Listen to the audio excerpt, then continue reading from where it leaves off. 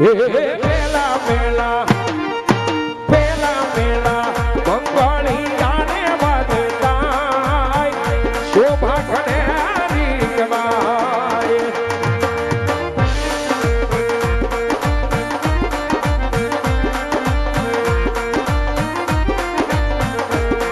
એ પેલે મંગળ ધૂમ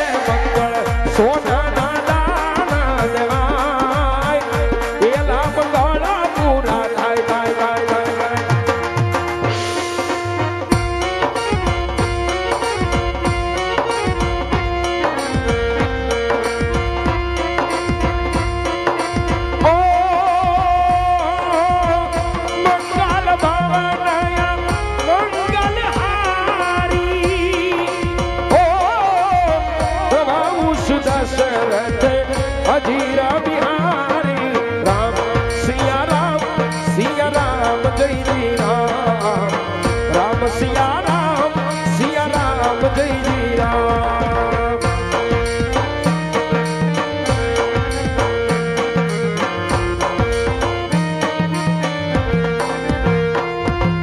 ઓ જય જય જય ગિરી રાજ કિશોરી મુખ ચંદ્ર ચકોરી રામ સિયા રામ જય જય રામ રામ સિયા રામ જય જય રામ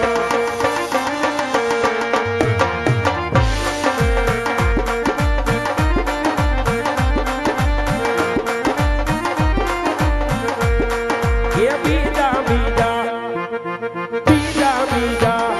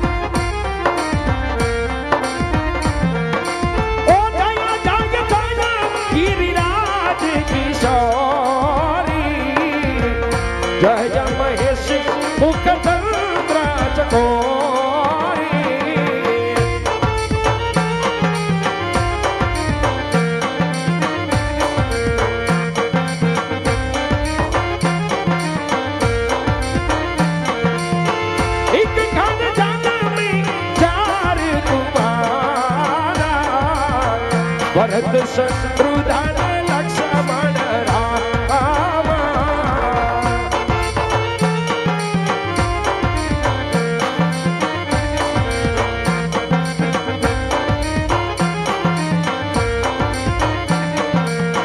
એ દુઃખ ભંજન મારુતિ નંદન એ દુઃખ ભંજન મારુતિ નંદન સુન લો મેરી પુકાર પવન સુત વિનતી વારંવાર પવન સુત વિનતી વારંવાર પવન સુત વિનતી વારંવાર.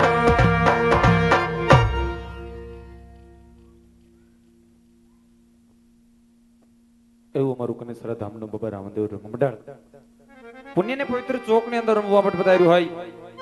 પુણ્યને પવિત્ર ચોકની અંદર એક ધર્મ રૂપી પોકરણગઢ સ્થાપવામાં આવ્યું હોય.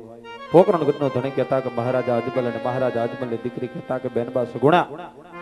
બેનબા સગુણાના વિવાહ લગી અમારું મંડળ પહોંચ્યું હોય. બેનબા સગુણાના મંગળિયા સુધી અમારું મંડળ પહોંચ્યું હોય. વાલા ભક્તો, એક એવા દીકરી પાત્ર સુધી મંડળ પહોંચ્યું હોય કે જેને જવતલ હોમનાર કોઈ વીરો ન હોય, જેને કોઈ રાખડી નો બાંધનાર કોઈ બાંધવ ન હોય, એવી બેનબા સગુણા. તો અહીંથી વાલા ભક્તો એક બેનબા સગુણાની કંકોત્રી પેટી ઝોલી આપની સમક્ષ આવી રહી હોય.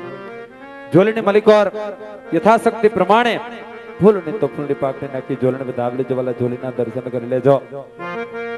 ફૂલની તો ફૂલની પાકડી નાખી કોઈ બેન સગુણાના ભાઈ બની જાજો, કોઈ બેન સગુણાના મામાનું મોહાડ બની જાજો, કોઈ બેન સગુણાના કાકાનું કુટુંબ બની જાજો. ફૂલની તો ફૂલની પાકડી નાખી ધર્મના કાર્યની અંદર સહભાગી બનજો.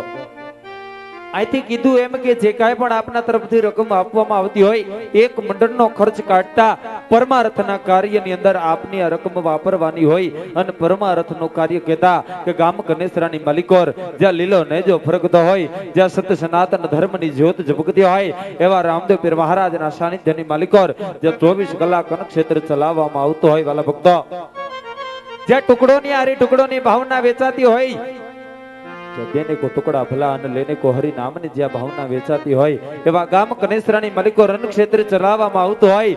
માટે આપના તરફથી જે કાંઈ પણ રકમ આપવામાં આવતી હોય, તો અન્ન ક્ષેત્રની માલિકો આપની આ રકમ વાપરવાની હોય. એનાથી વિશેષ રામદેવ પીર મહારાજના સાનિધ્યની માલિકો જ્યાં ગાયોની ગૌશાળા આવેલી હોય, આપના તરફથી જે કાંઈ પણ રકમ આપવામાં આવે, તો ગાયોની ગૌશાળાની માલિકો આપની આ રકમ વાપરવાની હોય. ગાયો જેની માલિકોર 33 કોટી દેવતાનો વાસ હોય, એ ગાવડીઓના ઘાસચારાની માલિકોર આપની આ રકમ વાપરવાની હોય. માટે જ્યાં પણ મોજ પડે ત્યાં મને મૂકીને વરહી જાજો. માટે એક ઝોલી આપની સમક્ષ આવી રહી હોય. ફૂલની તો ફૂલની પાકડી નાખી કોઈ બેનબા સગુણાના ભાઈ બની જાજો, કોઈ મામાનું મોહાડ, કોઈ કાકાનો કુટુંબ. અને કદાચ ઝોલીની માલિકોર 1 રૂપિયો નાખો ને 1 નો 11 વાર પાછું આપે મારો રવજી ભગતનો પીર, મારો કનેહરાનો પીર. માટે ઝોલી આપની સમક્ષ આવી રહી હોય. ફૂલની તો ફૂલની પાકડી નાખી ઝોલીને વધાવી લેજો. વાલા ઝોલીના દર્શન કરી લેજો. એનાથી વિશેષ અમારું આ રમમંડળ રમાડવા માટે એવા ભાઈ સંજયભાઈ માલકિયા, ભાઈ વિપુલભાઈ માલકિયા અને ભાઈ કલ્પેશભાઈ મીઠાપરાનો સંપર્ક કરી આપ અમારું મંડળ મળી શકો છો. ધન્યવાદ.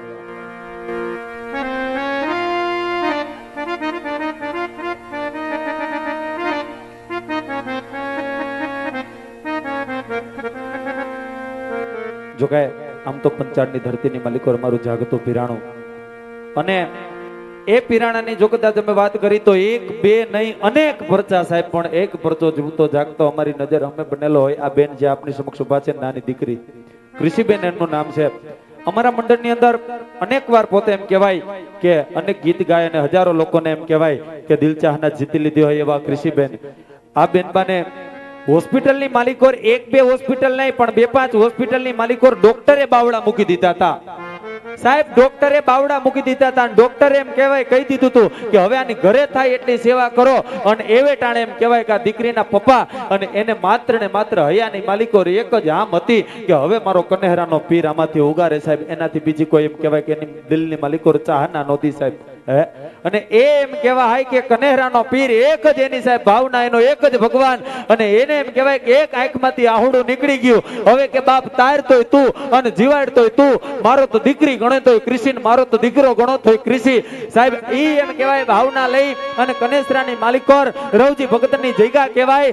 આજની તારીખમાં કોઈ આવે અને કફરી પરિસ્થિતિ હોય અને કદાચ ગમે એવી પરિસ્થિતિ હોય અને એકવાર પંચાળની ધરતીની માલિકોર આવો અને એકવાર આંખમાંથી આહુડું પડે અને સાહેબ હું એમ કહું કે હોસ્પિટલની માલિકો આવી અને જો ખંકારા નો કરે તો સાહેબ અમારા રવજી ભગતનો પીર મટી જાય. 10 થી 15 દિવસ લગી આ બેનને એમ કહેવાય હોસ્પિટલની માલિકો દાખલ કરવામાં આવ્યા હતા. કોઈ પણ જાતનો ઉગરવાનો ચારો નહોતો અને એ વેટાણે માત્ર ને માત્ર કનેહરાનો પીર એના માટે હતો. અને ઈ કનેહરાના પીરની દયાથી આજે અમારા કૃષિબેન ફરી એકવાર એમ કહેવાય કે આ મંડળની માલિકો આજે એમ કહેવાય ગાવા માટે પધાર્યા હોય તો એકવાર જોરદાર તાલીઓના ગડગડાટથી આપણે આ દીકરીબાને વધાવશું. જોરદાર તાલીઓના એને વિનંતી કરું કે મોજ પડે એવા ગીતોના દોરને લઈને આવો.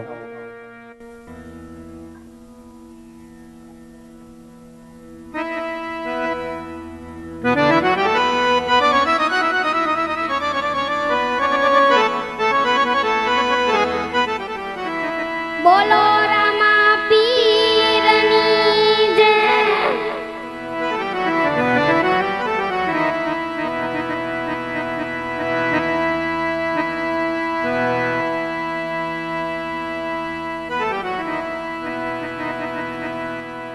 જીરે રણજાણા કરતો ભમરો